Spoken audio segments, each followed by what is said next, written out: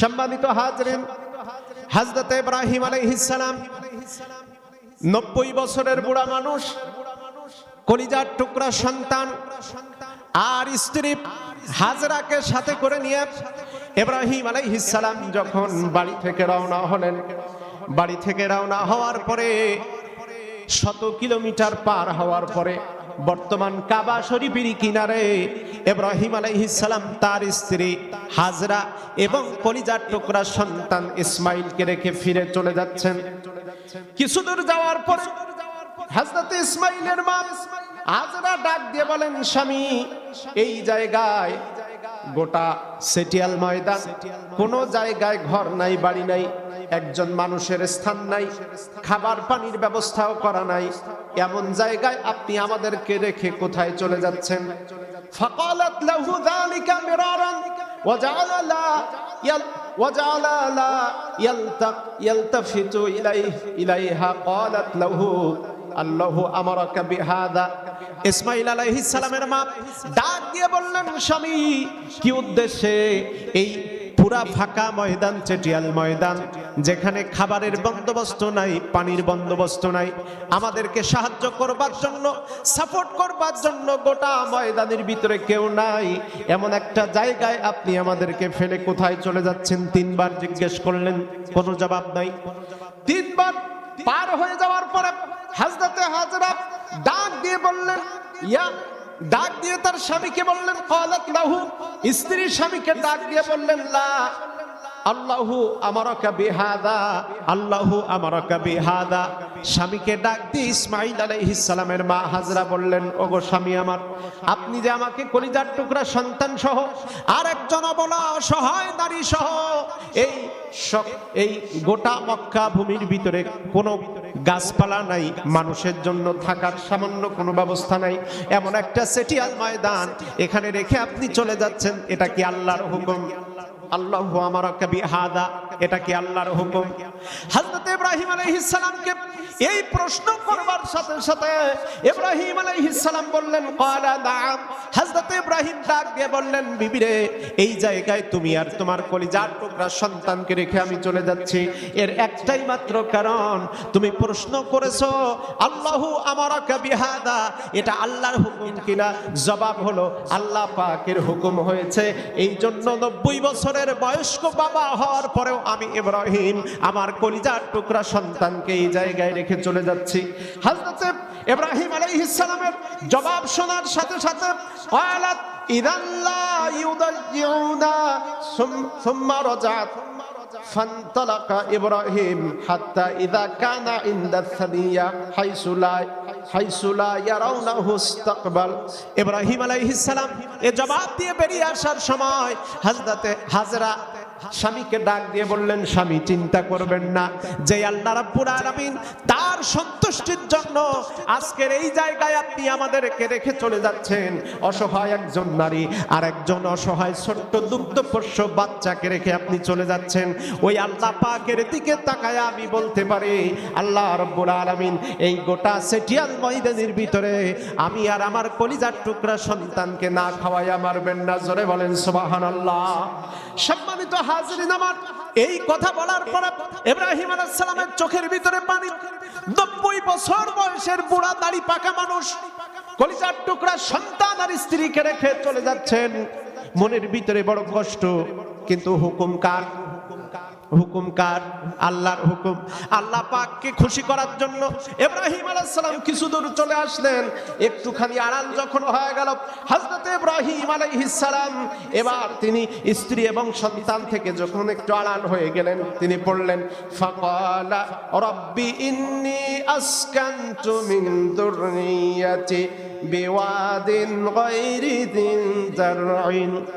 আল্লাহ তাআলার দিকে তাকায়া হযরত ইব্রাহিম ডাক দিয়ে বললেন, ওগো রব্বুল আলামিন, আমি আমার বংশের একটা অংশকে তোমার পবিত্র ঘরের কিনারে রেখে গেলাম, আয় আল্লাহ তাআলা, আমার এই বংশের এই অংশটাকে তোমার পক্ষ থেকে খাবার আর পানি দিয়ে তুমি তাদেরকে হেফাজত করো। হযরত ইব্রাহিম আলাইহিস সালাম এভাবে কলিজার টুকরা সন্তানকে রেখে আসলেন। কলিজার টুকরা সন্তানকে রেখে আসার পরে এখানে একটা মুসিবতে পড়ে গেলেন হযরত হাজরা। কিছুক্ষণ পরে খাবারের প্রয়োজন দেখা দিল, পানির পিপাসা লাগলো। পানির পিপাসায় নিজের ছাতি ফেটে যায়। কয়েক ঘন্টা কয়েকদিন পার হয়ে যাওয়ার পরে হাজরা লক্ষ্য করলেন তার বুকের স্তন পর্যন্ত শুকায় গেছে। কয়েক মাস পরে জিবরাইল রে তুমি ওখানে উপস্থিত হও, আমার ইসমাইলের পায়ের গোটা যেখানে লাগতেছে, গোড়ালি অথবা বুড়া আঙ্গুল যেখানে রেগে আঘাত লাগে, ওই বালুর ওইখানে তোমার শাহাদাত আঙ্গুল দিয়ে বালু দাঁড়াইয়া ছোট্ট গর্ত করে দেওয়ার দায়িত্ব তোমার। আর ফাঁকা ময়দানের বালু ফাটাইয়া ওখান থেকে জান্নাতি পানি ফুটাইয়া দেওয়ার দায়িত্ব আমি আল্লাহ। আল্লাহ পাক ডাক দিলেন, জিবরাইল তুমি চলে যাও, ওখান থেকে পানি প্রকাশ করার দায়িত্ব আমি আল্লাহ তাআলার। মা হাজেরা চোখে পানি, সন্তানকে এক ফোঁটা খাবার দেওয়ার কোনো উপায় নাই, কোথাও কোনো পানি পেলেন না, ফেরত আসলেন। এবার সন্তানের কিনারে গিয়ে দেখলেন একজন মহাপুরুষ দাঁড়ানো। ইসমাইল ওই মাটির উপরে উপুড় হয়ে হাত পাও দাফাদাফি করতেছে, যেখানে তার পায়ের গোটা লেগেছে ওখান থেকেই পানি বালি ফেটে টকবক করে পানির ফুটন্ত ধারা যখন বেরিয়ে এলো, হযরত ইসমাইলের মা দেখতে পেয়ে ইসমাইলকে সরিয়ে নিয়ে আস্তে করে তিনি বলছেন, থাম, যা, এখানে থেমে যাও। ওখানে একটা বাঁধ দিয়ে দিলেন, যেই বাঁধটা দিয়েছেন ওটাই হলো আজকের জমজম কূপ। আর একটু জোরে বলেন না সুবহানাল্লাহ। এই জমজম কূপটা রাসূল অন্যত্র হাদিসের ভিতরে বলেছেন, হাজরা যদি ওই দিন তিনি ওখানে বাঁধ না দিতেন, বালু না দিতেন, তাহলে পুরাটা একটা নদী অথবা এই জমজমের পানির একটা ঝর্ণায় পরিণত হয়ে যেত। জোরে বলেন সুবহানাল্লাহ।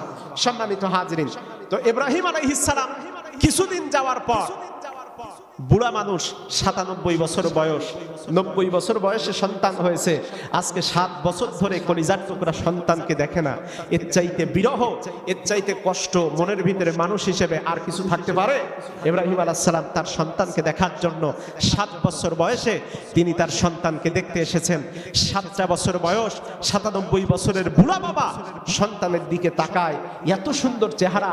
কিতাবে এসেছে, আমি আগেও একদিন জুমা মসজিদে বলেছি যে যেই জামানায় যেই পয়গম্বর আসতেন, তাফসীর লিখতেছে ওই জামানার সর্বশ্রেষ্ঠ চেহারা আল্লাহ পাক তাকে দিতেন। সুবহানাল্লাহ বলবেন না?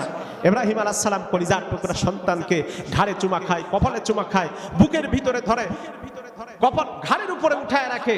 এই আদর সোহাগ কয়েকদিন চলল। হঠাৎ করে ইব্রাহিম আলাইহিস সালাম একদিন রাতের বেলা, অন্ধের যষ্টি, ঘুমিয়ে আছেন সন্তানকে সাথে নিয়ে, রাতের বেলা স্বপ্ন দেখেছেন ইব্রাহিম। হযরত ইব্রাহিম নবীরা যেটা স্বপ্ন দেখেন এটা স্বপ্ন না ওহী? জোরে বলেন ওহী। ইব্রাহিম আলাইহিস সালাম রাতের বেলা ঘুমিয়ে আছেন, হঠাৎ করে স্বপ্ন দেখেছেন, ইব্রাহিম আমি আল্লাহ রাব্বুল আলামিনের নামে কোরবানি করে দাও। জোরে বলেন সুবহানাল্লাহ। কোন প্রশ্ন তুললেন না রব্বুল আলামিন, কি কোরবানি করব, কতটা কোরবানি করব? ইব্রাহিম আলাইহিস সালাম কোনো প্রশ্ন না তুলে সকালবেলা উঠে হযরত ইব্রাহিম আল্লাহ পাকের নামে 100টা দুম্বা আল্লাহর রাস্তায় কোরবানি দিয়ে দিলে। আর জোরে বলেন সুবহানাল্লাহ। হযরত ইব্রাহিম আলাইহিস সালাম পরের রাতে যখন ঘুমিয়ে পড়েছে, আবার একই স্বপ্ন দেখলেন। আল্লাহ রাব্বুল আলামিন স্বপ্ন দেখে বললেন, স্বপ্নের ভিতরে বললেন, ইব্রাহিম আমার নামে কুরবানি করে দাও। ইব্রাহিম আলাইহিস সালাম কোনো প্রশ্ন তুললেন না, রব্বুল আলামিন কি কুরবানি দেব, কতটুকু কুরবানি করব? ইব্রাহিম আলাইহিস সালাম সকালবেলা ঘুম থেকে উঠে গিয়া আল্লাহ পাকের নামে 100 উট আল্লাহর জন্য কুরবানি করে দিলেন। জোরে বলেন সুবহানাল্লাহ। আর জোরে বলেন সুবহানাল্লাহ।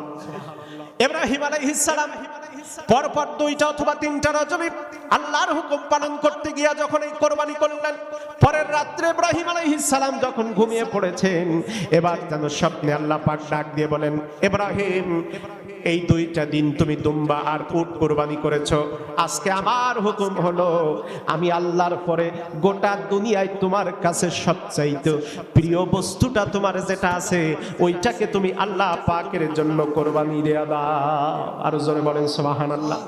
হযরত ইব্রাহিম আলাইহিস সালাম ঘুম থেকে উঠে বুঝতে পারলেন আল্লাহ রাব্বুল আলামিন আমার কাছে সবচাইতে মহব্বতের জায়গা।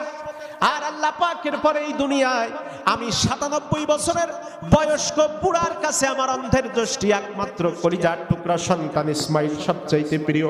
আল্লাহ রাব্বুল আলামিন স্বপ্নের ভিতরে আমাকে হুকুম করেছেন, ইব্রাহিম আল্লাহ পাকের পরে সবচাইতে যাকে বেশি ভালোবাসো তাকে তুমি কোরবানি করে দাও।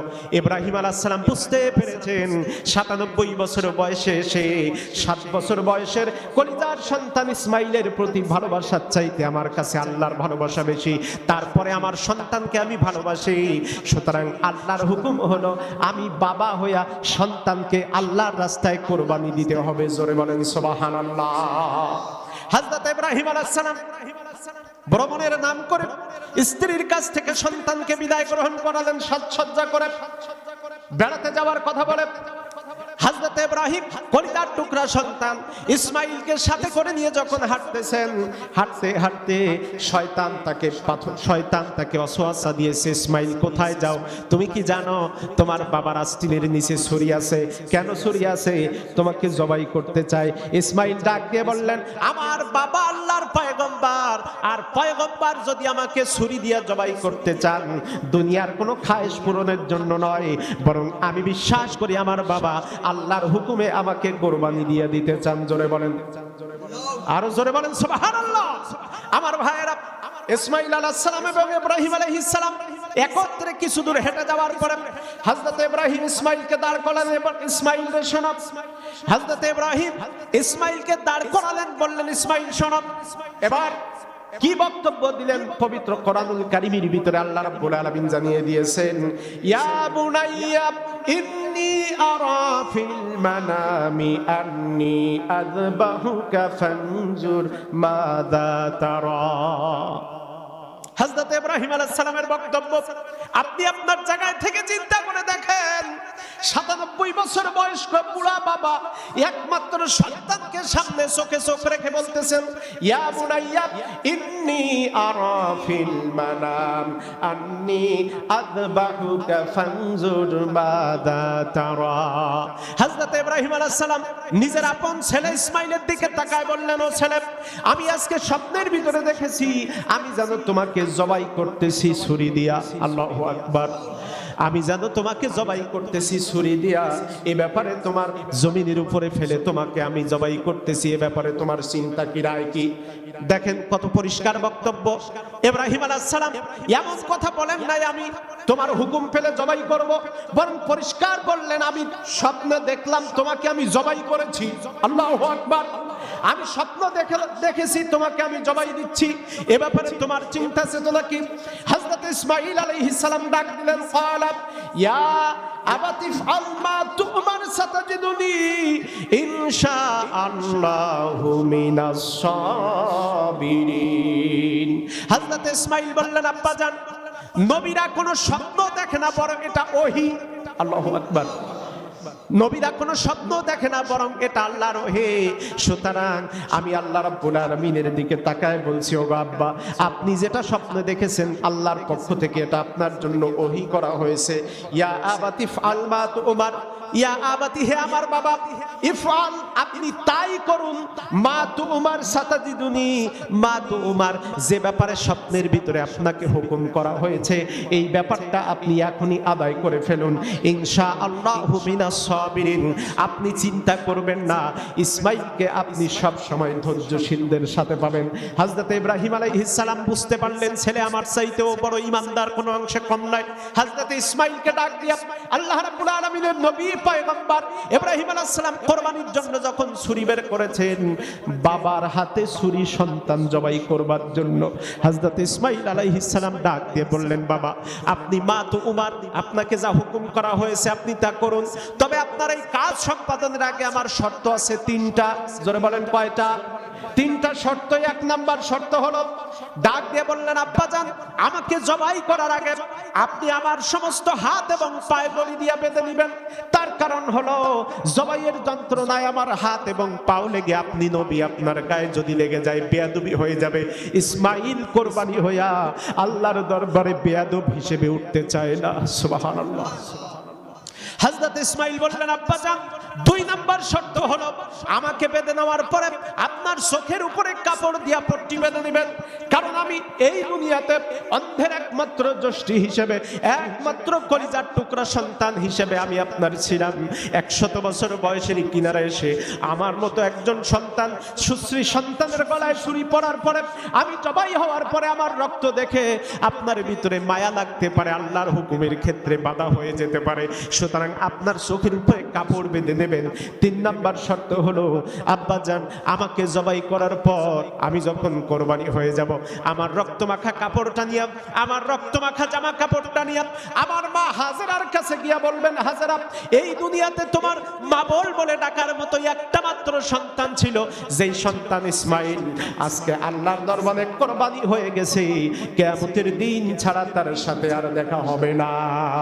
হযরত ইসমাঈল আলাইহিস সালাম এই শর্ত দেওয়ার পরে হযরত ইব্রাহিম আলাইহিস সালাম নিজের সন্তানকে জমিনের উপরে উপর করে ফেলে দিলেন। ফালাম্মা আসলামা ওয়া তাল্লাহু লিল জাবিন, ফালাম্মা আসলামা ওয়া তাল্লাহু লিল জাবিন, সাথে সাথে ইব্রাহিম আলাইহিস সালাম কলিজার টুকরা সন্তানকে জমিনের উপরে ফেলে দিলেন উপর করে, নিজের চোখের উপরে কাপড় বেঁধে নিলেন, সন্তানকেও কিছুটা বেঁধে নিলেন, ছুরিতে ধার দিয়া হযরত ইব্রাহিম আলাইহিস সালাম কলিজার টুকরা সন্তানের গর্দানের উপরে সরাসরি আল্লাহু আকবার বলে ছুরি চালায় দিলেন। আল্লাহু আকবার।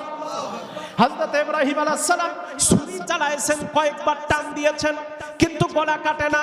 ইশারা কার? জোরে বলেন না, ইশারা কার? এবার ইব্রাহিম আলাইহিস সালাম ডাক দিয়া ওই অবস্থায় মুখের উপরে চোখের উপরে কাপড় বাঁধা ইব্রাহিম আলাইহিস সালাম ছুরির উপরে আঘাত করে বললেন, ছুরি তোর হলো কি? যেই ছুরি দিয়া একটা টান দেওয়ার পরে ইসমাইলের গলা কেটে যাওয়ার কথা, 10টা টান দিলাম, 12টা টান দিলাম, কেন কাটিস না? তোর ভিতরের শক্তি কি কমে গেল নাকি? ধার কি কমে গেল নাকি? কেন কাটিস না? বারবার ইব্রাহিম আলাইহিস সালাম যখন ছুরির উপরে বিরক্ত হতে লাগলেন, আল্লাহ পাক ছুরির ভিতরে জবান খুলে দিয়েছেন। ছুরি ডাক দিয়ে বলতেছে, ইব্রাহিম তুমি বিরক্ত হয় না, বিরক্ত আমাকেও করো না, তুমি তোমার ডিউটি পালন করে যাও, আমি ছুরি আমার ডিউটি পালন করে যেতেছি। আকাশের ফেরেশতারা কাঁদতে লাগলো। রব্বুল আলামিন বৃদ্ধ বয়সে একমাত্র সন্তানকে জবাই করে আল্লাহর ভালোবাসা নৈকট্য অর্জন করার জন্য এই দৃশ্য আমরা চোখে দেখতে পারি না। আল্লাহ রাব্বুল আলামিন তাফসিরে কাশফুল আসরারের ভিতরে আসছে আমার ভাইরা, আল্লাহ রাব্বুল আলামিন জিবরাইল আমিনকে হুকুম করলেন, অর্ডার করলেন, জিবরাইল যাও আমার ইসমাইল যেখানে বসে শুয়ে আছে, এবার দ্বিতীয়বার ধার পরীক্ষা করার জন্য ইব্রাহিম যখন ছুরিটা সরিয়ে দিয়ে পাথরের উপরে ঘষা মারবে, ওই জায়গায় ইব্রাহিমকে ইসমাইলকে সরায়া দিয়া ছুরির তলায় ইসমাইলকে জবাইয়ের ব্যবস্থা এই আমার পক্ষ থেকে পাঠানো এই দুম্বাটাকে জবাইয়ের ব্যবস্থা করে দাও। হযরত ইসমাইল আলাইহিস সালাম শুয়ে আছেন ছুরির তলায়। ইব্রাহিম আলাইহিস সালাম দ্বিতীয়বার ধার পরীক্ষা করে আবার যখন টান মেরেছেন, গলা কেটে যাওয়ার পরিস্থিতি অনুভূত হলো। পাশের থেকে আওয়াজ এলো, আল্লাহু আকবার, আল্লাহু আকবার, লা ইলাহা ইল্লাল্লাহ, আল্লাহু আকবার, আল্লাহু আকবার, লিল্লাহিল হামদ। হযরত ইব্রাহিম আলাইহিস সালাম ভাবলেন ছেলে জবাই হয়ে গেছে। ইব্রাহিম আলাইহিস সালাম চোখ খুলে তাকায় দেখেন হযরত ইসমাইল দাঁড়িয়ে আছে, আর আল্লাহর পক্ষ থেকে আসা দুম্বা কুরবানি হয়ে গান দিয়ে উঠলেন, তাকবীর দিয়ে উঠলেন, আল্লাহু আকবার, আল্লাহু আকবার, লা ইলাহা ইল্লাল্লাহ, আল্লাহু আকবার, আল্লাহু আকবার, ওয়ালিল্লাহিল হামদ। আমার ভাইরা, ইব্রাহিম আলাইহিস সালামের হাতে ওই দিন যদি ইসমাইল কোরবানি হয়ে যেতেন, আল্লাহ পাক যদি সিস্টেম করে দিতেন, হয়তো এরকমটাও হতে পারতো। আজ আপনার আমার অথবা আমি বড় সন্তান, আমাদের কোনো না কোনো সন্তানকে কোরবানি করার এই মহা মুসিবত থেকে আমাদেরকে বাঁচাইছেন, এ বিরাট পরীক্ষা থেকে বাঁচাইছেন কে? একজোরে বলেন কে? ওয়ানাদাইনাহু আইয়া ইব্রাহিম। আল্লাহ পাক ডাক দিয়ে বললেন, হে আমার ইব্রাহিম, কদ সাদ্দাকতার রুইয়া, আল্লাহ পাক ডাক দিয়ে বললেন, অবশ্যই তুমি তোমার স্বপ্নকে বাস্তবায়ন করেছো। ইব্রাহিম আলাইহিস সালাম যিনি জন্মের আগে থেকেই যার জন্য পরীক্ষা নির্ধারিত ছিল, জুমার আলোচনায় আপনারা মোটামুটি যতটুকু বলেছি আপনারা শুনেছেন, ইব্রাহিম আলাইহিস সালামের জীবনে সবচেয়ে বেশি পরীক্ষা হয়েছে। এত নির্মম পরীক্ষা অন্য নবীদের ক্ষেত্রে এরকম পারিবারিকভাবে এত পরীক্ষা হয়তো আসে নাই। আমার ভাইয়েরা, ইব্রাহিম আলাইহিস সালামের সেই ত্যাগ এবং তিতিক্ষা, নিজের সন্তানকে জবাই দিতে গেলেন আল্লাহ পাকের ভালোবাসায়। আর আজকে আমার হাজার হাজার টাকা, লক্ষ লক্ষ কোটি টাকা ব্যাংক ব্যালেন্সে কত টাকা কোন ব্যাংকে আছে হিসাব করতে পারি না, অথচ একটা পশু শেষ পর্যন্ত কোরবানি দিতে চাই না। হাটে গিয়ে কিছুদিন আগে পক্স উঠেছে সেই গরু খোঁজে, একটু দাম কম হবে, অথবা এরকম একটা চিন্তা ভাবনা করে এক গরু আর এত চিকনা এক গরু যাতে আরেক গরুকে জবাই দিতে পারে, এরকম চিন্তা ভাবনা। আমার ভাইয়েরা, সুতরাং এখানে যারা উপস্থিত আছে, নিঃসন্দেহে আমি বিশ্বাস করি যাদের সবার কোরবানি দেওয়ার যোগ্যতা আছে সবাই কোরবানি দেন নাই। আমি কি ভুল বললাম? ভুল বললাম নাকি? যাদের কোরবানি দেওয়ার সামর্থ্য আছে সকলে কোরবানি দেন নাই। আপনি চিন্তা করুন তো, যদি আপনার ছেলেকে জবাই দেওয়ার হুকুম আসতো, আপনার সন্তানকে কোরবানি করার হুকুম আসতো, কি পরিস্থিতি হতো আমাদের? আমার ভাইরা, যে আল্লাহ রাব্বুল আলামিন এই স্মৃতিকে বাঁচিয়ে রাখার জন্য আল্লাহ পাক পরীক্ষায় পাশ করিয়ে ইব্রাহিম আলাইহিস সালামকে সেখান থেকে, ইসমাঈল আলাইহিস সালামকে সেখান থেকে সরিয়ে দুম্বা কোরবানির মাধ্যমে গোটা মিল্লাতকে বাঁচিয়ে দিলেন, পরীক্ষার হাত থেকে বাঁচিয়ে দিলেন। আমরা সে আল্লাহর জন্য যারা আজকে কোরবানি করছি, আগামীতে কেউ আর বাদ যাব না ইনশাআল্লাহ। আমরা যথারীতি সময় 7টা বেজে গেছে, আমরা সময় মোটেও সামনে এগিয়ে নেব না। আমরা এখনই নামাজের জন্য প্রস্তুতি গ্রহণ করব। সংক্ষিপ্ত সময়ে যে আলোচনাগুলো শুনলাম তার থেকে বুঝলাম ইব্রাহিম আলাইহিস সালাম, আজকে আলোচনা শিক্ষা, ইব্রাহিম আলাইহিস সালাম তিনিও কোরবানি করেছেন, ইসমাঈল আলাইহিস সালাম তিনিও কোরবানি করেছেন, ইসমাঈল আলাইহিস সালামের মা হাজের তিনি নিজেও কোরবানি করেছেন। সুবহানাল্লাহ। কিভাবে তিনজন কোরবানি করলেন? ইব্রাহিম আলাইহিস সালাম তার কলিজার টুকরা সন্তানকে জবাই করলেন, এর দ্বারা তিনি আল্লাহ পাকের দিকে মুতাওয়াজ্জা হলেন। ইন্নী ওয়াজ্জাহাতু ওয়াজহিয়া লিল্লাযী ফাতারাস সামাওয়াতি ওয়াল আরদা হানিফা। ভালোবাসার ক্ষেত্রে, আইন মানার ক্ষেত্রে আমি আল্লাহর দিকে মুতাওয়াজ্জা হলাম, দুনিয়ার সব দিক থেকে মুখ ফিরায় নিলাম। সেই ইব্রাহিম আলাইহিস সালাম নিজের কলিজার টুকরা সন্তানকে কোরবানি করতে চেয়েছেন, আর হাজের তার মা শয়তানের ওয়াসওয়াসায় প্রভাবিত হন নাই, বরং তিনিও বলেছেন আমার ছেলেকে আল্লাহ পাক কোরবানি করার মাধ্যমে যদি খুশি হন, আমি মা হয়ে সন্তানকে একবার নয় অসংখ্যবার কোরবানি দিতে রাজি আছি। জোরে বলেন সুবহানাল্লাহ। আর ইসমাঈল আলাইহিস সালাম তিনি নিজের জীবনটা কোরবানি করার জন্য তিনি একবারে সরাসরি ইয়া